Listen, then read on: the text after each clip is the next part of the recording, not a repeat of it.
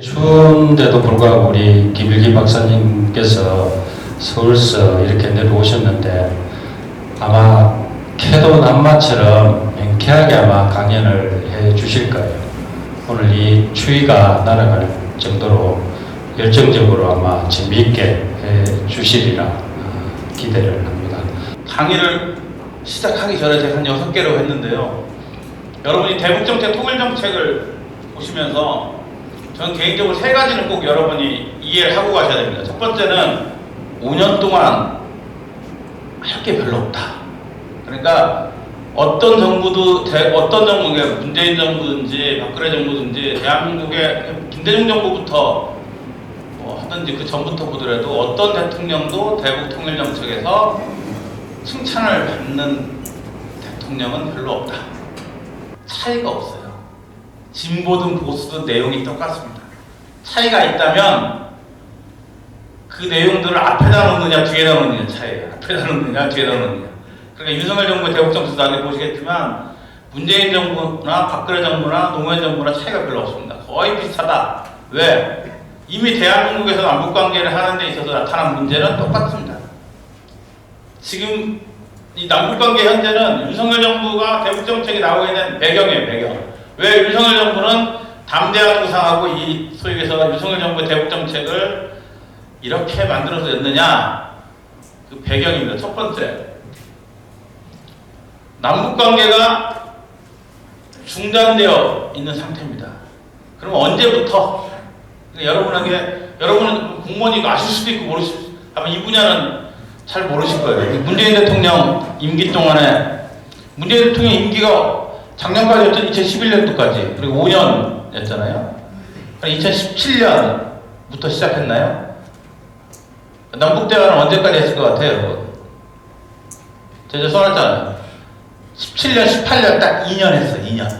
그러니까 임기 2년 동안은 남북대화하고 평양도 백두산도 갔는데 19, 20, 21, 3년은 그냥 대전 휴업했습니다. 남북 간에 아무것도 없어요.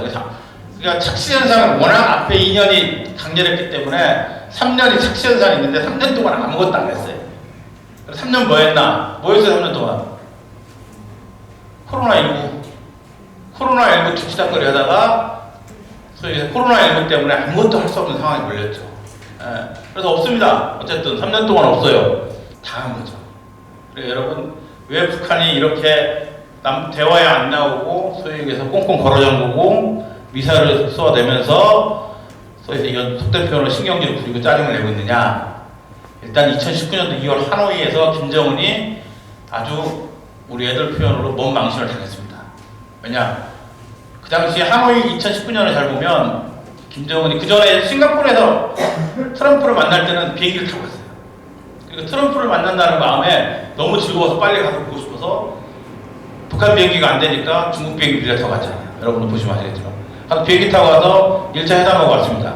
근데 2차 하노이 이때는 성과가 있다는 약속을 우리가 했는지 미국이 했는지 북한이 어떻게 받았는지 모르지만 기대를 안고 갑니다. 그래서 어떻게 하느냐? 평양에서 기차를 타고 참 대단해요. 어떻게 평양에서 기차 타고 베트남까지 갈 생각을 했는지 모르지만 몇 날 며칠을 걸어서 기차를 타면서 그 노동신문에 대문짝만하게 실리면서 평양 시민들에게 내가 가서 베트남 하노이에 가서 트럼프를 만나고 성과를 가지고 오겠다 이렇게 선전하고 갑니다.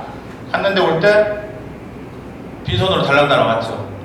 그래서 말은 않지만 내부적으로 북한 주민들에게 소위 말해서 개망신 당하고 간부들에게 얼굴 못 들고 그러고 왔습니다. 그리고 나서 돌아와서 한 말이 뭐냐? 정면 돌파죠. 이제는 옆으로 제재 입다할 거 필요 없고 정면 돌파, 미국과 강대강으로 붙겠다 이런 선언합니다. 그러니까 참 상당히 화가 났던 모양이죠. 어쨌든 지금 현재는 그렇습니다. 남북미가 서로 말만 던지고 움직이진 않아요. 가만히 있습니다. 김정은이 왜 딸을 데리고 나왔냐? 여러분 신문에 나온 것들을 너무 심각하게 보지 마세요. 신문에 나오는 분석 기사들 보면 뭐 김정은은 후계자다 뭐 이런 쓸데없는 얘기를 많이 하는데 북한을 여러분이 보실 때 첫 번째 제가 드리고 싶은 말은 제가 그래도 북한은 잘한다고 제가 대한민국에서 자부합니다. 그리고 남들도 그렇게 생각하고 첫째, 우리 여러분의 상식으로 보면 그게 가장 맞아요. 그러면 김정은이 왜 딸을 데리고 왔을까요? 그러면 반면에 물어봐요. 김정은 자식은 누구 있냐? 위로 아들 하나 있고 밑으로 아들 하나 있고 가운데가 딸이야. 이나 밀려 있다고 알려져 있습니다. 여러분 여기 남자 직원들 계시는데 어디 갈 때 아들 데려가고 싶어요? 딸 데려가고 싶어요? 전 개인적으로 딸 데려가요. 아들은 데려가는 순간 후계자가 됩니다. 후계자가. 그러니까 아들들을 데리고 어디에 가면 특히 큰 아들을 데리고 저기에 가면 후계자가 돼요. 후계자가 되면 권력은 부모 형제 간에도 공유할 수가 없어요. 권력은 공유가 안 돼요. 그러니까 여러분 뭐 예전에 조선시대 때 보면 태조 이방원 같은 경우 형제를 다 죽이잖아요. 형제가 이렇게 해가지고. 그래서 아들 안 데리고 나오는 거예요. 아들 데리고 나오면 바로 그 다음 지도자인데 권력이 그리고 다 쏠릴 건데. 그래서 절대 아들은 안 데리고 나옵니다. 아직 어리기도 하고. 딸은 엄마 대신 같이 다니는 거죠. 그러니까 간단하게 생각하면 됩니다. 복잡하게 생각할 거 없습니다. 뭐 후계자 아직 김정은 젊어요 여러분. 이제 40대예요 40대. 30대 만으로 하면 30대 후반인가요? 84년생이니까 그러니까 아직 젊습니다. 결국은 뒤에 나오겠지만 윤석열 정부의 대북 정책이 비핵평화 번영이거든요. 그러니까 윤석열 정부가 비핵을 맨 앞에 갖다 놓은 이유가 여기 있는 거예요. 문재인 정부 5년 동안 정말 많은 대화를 하고 정말 많은 회담을 하고 그래서 5일 경기장이나 김일성 경기장이라고 우리나라 잠실 주경기장이에요. 주경기장. 김일성만 연설하는데 아무도 잘 못 써요. 거기서 다 모아놓고 북한 주민들한테 연설하고 백두산 올라갔거든요. 최고의 대우를 받았어요. 그런데 문제는 뭐냐? 돌아와서 뭘 하려고 그러는데 비핵화가 안 되니까 아무것도 못합니다. 그래서 대북 제재를 우회하고 뭐 북한을 뭐 뒤로 하고 앞으로 하고 뭐 해도 비핵화가 안 되면 대북 제재가 완화가 안 되면 남북 간에 지금 할 수 있는 건 하나도 없어요. 아무것도 없습니다. 아무것도 못해요. 뭐 대북 제재가 있는 한 뭐 대북 제재로 우회해서 뭘 할 수 있다? 그건 100% 사기꾼입니다. 사기입니다. 왜? 문재인 정부 때 통일부 장관들이 오면 뭔가를 해야 되는데 남북 간에 통일부 장관이 아니라 자기 중국부처 장관이잖아요. 뭔가를 해야 돼요. 그러니까 자꾸 대북 제재를 우회하는 뭐 금강산 관광, 무슨 교류 협력 뭐 이런 걸 하겠다고 얘기해요. 막 떠들어요. 할 수 있다고 막 떠들어. 그런데 자기 퇴임할 때까지 못 하잖아요. 원래 안 되는 건데 한다고 하니까 못하는 거예요. 그러니까 결국은 핵심은 비핵화가 안 되면 지금 현재 남북 관계에서는 아무것도 할 수 없다. 이게 본질입니다. 제가 아까 처음에 얘기했던 것처럼 문재인 정부가 윤석열 정부에 준 가장 큰 교훈은 뭐냐? 간단해요. 비핵화가 안 되면 남북 간에 아무것도 할 수 없다. 북미 간에 아무것도 할 수 없다. 어쨌든 지금 현재는 비핵화 협상에서 북한의 비핵화가 한 발자국도 나가지 않으면 아무것도 할 수 없다는 그런 구조거든요. 그러니까 비핵이 먼저 올 수밖에 없습니다. 그리고 평화 번영은 다 비핵화에 연결돼서 따라가는 거기 때문에 쉽게 논리적으로 보면 비핵화 평화 번영이 순서처럼 보이지만 결국은 함께 같은 세트로 그냥 가는 거예요. 비핵화가 되면 평화 번영 같이 따라가는 거예요. 그렇기 때문에 그래서 비전은 윤석열 정부가 뭐 새롭게 하는 게 아니고 그 전에 있었던 진보와 보수 정부의 지금 현재 만든 것들을 조합한 거라고 보면 됩니다. 저는 개인적으로 남북 합의는 지키기가 불가능하다 이렇게 생각합니다. 왜? 남북 합의문은 남북이 참 여러분 아마 보시면 아시겠지만 합의문을 작성할 때 가장 안 좋은 게 해석이 다른 용어들, 이중 해석이 가능한 용어들이 들어가는 거예요. 그래서 대표적으로 조건이 성숙되면 우리는 조건이 성숙되면을 핵 문제 비핵화가 협상이 이루어지면 북한은 북미 하노이 회담을 하면 이렇게 해석해요. 근데 그 다음에 한반도 그러니까 군사분계선 주변 한반도 전역에 소위에서 군사적 긴장 정서를 반대한다. 그럼 우리는 군사분계선을 중심으로 하는 부분에서 훈련을 하지 않겠다라는 의미인데 북한은 한반도 전역에서 군사훈련을 하면 안 된다. 뭐 이런 해석을 하는 거예요. 그렇게 남북 합의는 지켜지긴 저는 개인적으로 상당히 어렵다. 그러면 왜 그런 합의들을 했느냐? 제가 얘기하잖아요. 우리 정부가 성과를 내야 되기 때문에 북한과 협상을 계속했는데 빈손으로 들어온다. 그러면 국민적 수요, 반감 이런 것 때문에 어쨌든 상당히 애매모호한 합의들을 많이 이루어. 어쨌든 이 핵심은 기존권 지키겠다라는 거죠. 그 다음에 북한 주변의 인권 정책에서 윤석열 정부가 달라진 가장 큰 핵심은 뭐냐면 인권재단. 북한 인권재단을 출범시키겠다는 거예요. 그러니까 북한 인권재단이라는 게 있습니다. 우리 정부에. 그러니까 대한민국 참 재밌는 사회. 북한 인권재단을 건물도 임대하고 공무원도 뽑았어요. 박근혜 정부 때. 제가 알기로는. 제가 아는 박사들도 몇 명 인권위 직원으로 북한 인권재단에 취직했었습니다. 그런데 준비 다 갖춰졌고 법도 통과됐고 문제는 뭐냐? 국회에서 인권재단 이사를 임명해야 되는데 민주당이 임명을 안 해요. 그러니까 법도 통과되고 건물도 구했고 임대료도 내고 직원도 있는데 이사가 안 오니까 6개월인가 8개월인가 임대료 내고 운영하다가 직원들 다 원대복귀 시키고 박사들 다 취소하고 그래서 없던 걸로 됐습니다. 그럼 우리나라에서 말하는 여러분 혹시 비핵화라는 의미가 뭔지 아세요? 우리 정부가 얘기하는 비핵화, 미국이 얘기하는 비핵화. 저기서 말하는 완전한 비핵화라는 건 뭐냐면 일단 첫 번째, 북한에 있는 핵무기 모두 폐기. 두 번째, 북한의 핵을 만들 수 있는 핵시설 다 폐기. 세 번째, 북한의 핵을 만들 수 있는 프로그램들, 계획들 다 폐기. 네 번째, 북한의 핵을 만들 수 있는 모든 물질, 플루토늄, 우라늄 다 폐기. 마지막 다섯 번째, 핵 기술자, 핵 과학자들 다 해외로 보내는 게 정상인데 힘들더라도 핵과 관련된 연구소나 이런 것들에서 다 배제시키는 거죠. 보통 핵심 인물들은 해외로 빼돌립니다. 데려갑니다. 그게 이제 핵심의 완전한 비핵화예요. 그러니까 핵과 관련되는 건 우리가 저기서 거의 아무것도 안 남기는 거죠. 그게 이제 완전한 비핵화의 내용입니다. 그래서 우리 같은 경우도 이 완전한 비핵화를 추구하는데 이 실질적 비핵화 단계에서 볼 때 여기 보면 경제협력인데 재밌어요, 여러분. 우리 정부도 상당히 참 대단합니다. 여기에 보면 다 인프라. 발전 송배선 인프라, 항공, 공항, 현대화 프로젝트, 농업 생산성 재활 기술 지원 프로그램, 인프라 아니면 프로그램. 그러니까 실질적 비핵화에서 우리가 하고자 하는 북한 경제는 어떤 실질적인 소비재나 이런 물건을 지원하는 게 아니라 인프라 구축. 그럼 왜 인프라 구축을 하겠어요? 초기주체. 가끔 보면 진보에 있는 사람들이 문재인 대통령은 북한과 친하고 북한이 좋아했고 이러는데 북한 입장에서 볼 때는 문재인 대통령이나 윤석열 대통령이랑 같은 것 같아요. 김여정이 한 말이에요. 11월 달에 엊그저께 한 말입니다. 뭐라고 했느냐? 운전자를 자처하며 무사람들에게 의아를 선사하던 사람. 누구예요? 문재인 대통령을 이렇게 김여정이 얘기했어요.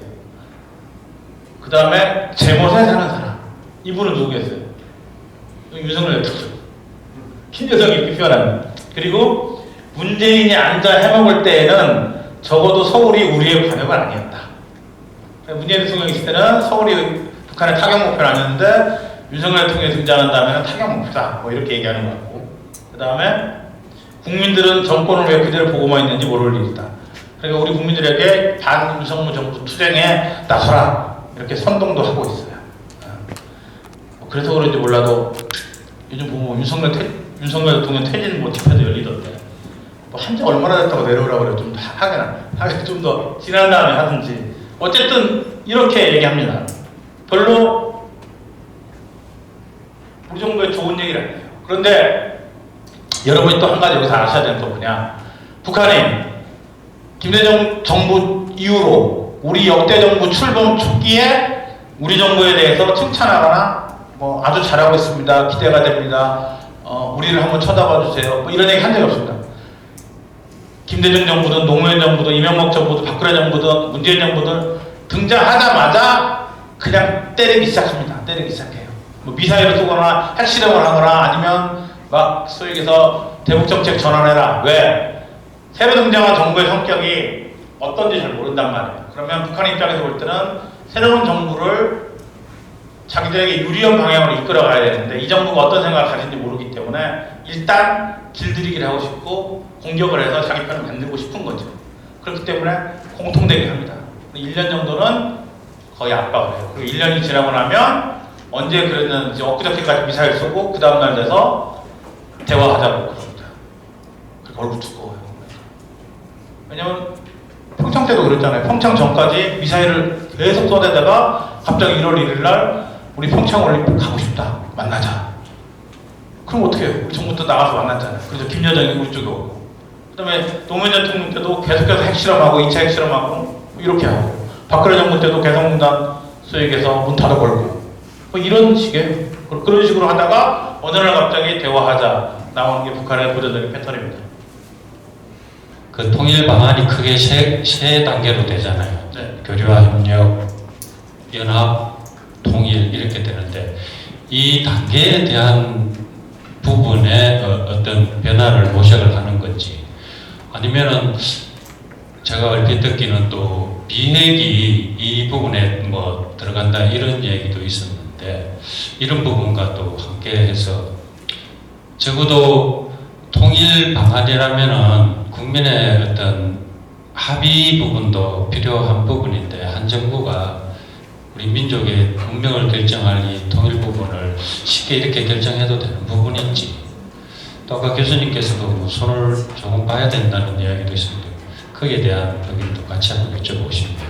이 통일 방안을 역대 정부가 안 고친 게 아니라 못 고쳤죠. 그러니까 민족공동체 통일 방안은 이용구 총리가 만든 건데 당시에 만든 건데 여야 국회의원들이 DJ, YS, JP가 다 오케이 한 내용이에요. 그러니까 여야가 합의하고 그다음에 공청회에서 수십 차례 수백 차례 열어가지고 어쨌든 국회를 통과해서 거의 만든 거거든요. 근데 지금 우리가 보셔서 알겠지만 그 이후에 우리나라 정치 상황을 보면 여야 합의는 절대 불가능합니다. 거의 지금 현재 상황도 어렵거든요. 그러니까 민족공동체 통일 방안이 다들 박근혜 정부 때 이제 통일조비원회에서 서로를 좀 달라고 했어요. 그런데 이게 상당히 어려운 구조예요. 그러니까 여야 합의 또는 국민적 공감대를 얻어가지고 고치기가 쉽지 않습니다. 그래서 토론 안 됐는데 왜 윤석열 정부도 이걸 고치겠다, 뭐 새로운 방안을 제시하겠다라는 게 아니에요. 그러니까 윤석열 정부도 애매모호한 게 뭐냐면 민족 공동체 통일 방안의 수정 보완의 방향을 제시하겠다, 수정 방안을 제시하겠다라는 거예요. 그러니까 검토를 한번 해보자라는 게, 공론화를 시작해보자라는 게 아마 핵심인 것 같아요. 왜냐면 이걸 통과시키는 건 여야 문제니까. 근데 몇 가지가 있는데 첫 번째로는 그 당시에 만들 때는 북한 핵 문제가 핵심 문제가 아니었어요. 근데 지금의 북한 핵 문제가 딱 등장하기 때문에 이 통일 방안에서 비핵화가 안 들어갈 수가 없는 문제가 나왔고, 그 다음에 두 번째는 과거에는 통일이 지상 목표였다면 지금은 이 평화와 공존이라는 문제가 또 등장하거든요. 평화 공존의 문제를 어떻게 할 것인가, 이 문제가 또 등장하고, 세 번째는 통일의 가치로 민족을 줄 것인가. 그러면 지금 대한민국 사회에 있는 이주민들 또는 보통 우리 다문화 가정이라고 하잖아요. 이런 다문화라는 가치, 또 이들은 또 어떻게 포섭할 것인가. 민족이라는 건 순수 민족인데 그럼 이들도 대한민국 국민인데 어떻게 포용할 것인가. 그리고 21세기에 나타났던 여러 가치들을 어떻게 포함할 것인가. 이런 문제들을 이제 진지하게 논의하고 민족공동체 통일 방안을 뭐 수정을 하든지 보완을 하든지 아니면 어떤 방향으로 재구성하든지, 이게 아마 이러한 것들을 처음부터 논의해보자라는 수준이지 윤석열 정부에서 이걸 바꿔서 뭐 법제하겠다, 그런, 전 개인적으로 그런 욕심을 내고 있으면 좀 말릴 것 같아요. 왜냐하면 상당히 어렵고 불필요한 논란에 휩싸이고 임기 5년 동안 하치고 싶은 정책은 하나도 못하고 그쪽에 블랙홀에 휩싸일 겁니다. 그러니까 우리 역대 정부가 지금 가장 어려운 게 뭐냐면, 전 좀 안타까운데 지금 윤석열 정부는 집권 초에 이태원 사건이 벌어졌잖아요. 이게 상당히 후폭풍이 오래 갈 거란 말이에요. 그러니까 상당히 정책 추진하는데 어려울 거예요. 근데 국내 정치도 어려운데 대북 정책 추진하는 데는 상당히 어려울 겁니다. 뜬금없다는 얘기 나왔고, 그 전에 문재인 정부는 코로나19가 터지면서 거기에 다 매몰되고 재난지원금 문제에 매몰되면서 뭐 못한다고 해요. 박근혜 정부 때는 세월호 사건이 터지면서 다 쓰나미처럼 달라갔죠.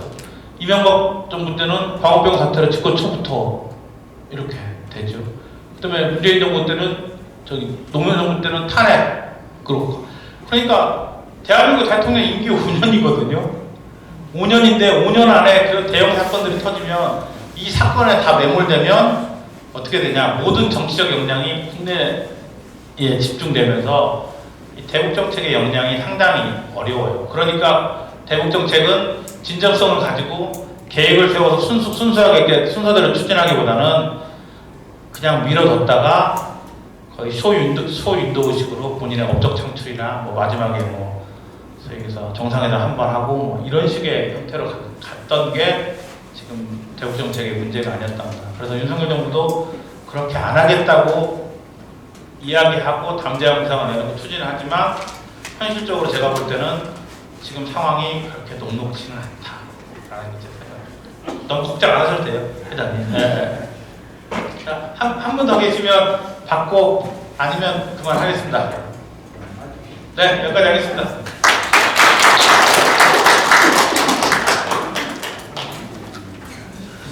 예, 열띤 강의를 해주신 김일기 강사님께, 교수님께 다시 한 번 더 큰 박수 부탁드리겠습니다. 감사합니다. 이상으로 민주평화통일자문회의 거창군 협의회에서 주최하는 거창평화학교 초청 강연을 모두 마치도록 하겠습니다. 대단히 감사합니다.